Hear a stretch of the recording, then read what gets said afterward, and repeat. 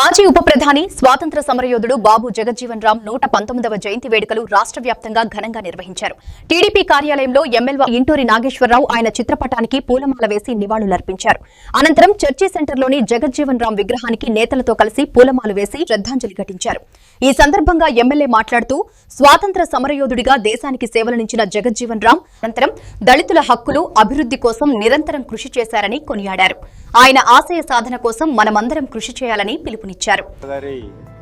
119వ జయంతి సందర్భంగా ఆయనకు ఘనమైన నివాళులు అర్పిస్తూ ఆయన సేవలను ఒకసారి స్మరించుకుంటూ మనందరం కూడా బడుగు బలహీన వర్గాలకు ఆయన చేసినటువంటి కృషి, అటువంటి మహనీయుల కృషిలోనే ఈరోజు సమాజం అంతా ఒకే యూనిఫామ్, అంటే వర్గ విభేదాలు లేకుండా, అలాగే తారతమ్యాలు లేకుండా ఈ జలజీవనం అందరం కూడా కలిసిమెలిసి ఉండి బడుగు బలహీన వర్గాల కోసం ఆయన చేసిన కృషిని ఆయన జయంతి సందర్భంగా మరొకసారి స్మరించుకు ఆయనకు బలమైన నివాళులు అర్పిస్తూ ఈరోజు ఇటువంటి మహనీయుల్ని మనం స్మరించుకోవాల్సిన అవసరం ఎంతైనా ఉందని ఈ సందర్భంగా తెలియజేసుకుంటూ, అలాగే నియోజకవర్గ క్రైస్తవ సోదరులందరికీ కూడా ఈస్టర్ శుభాకాంక్షలు తెలియజేసుకుంటూ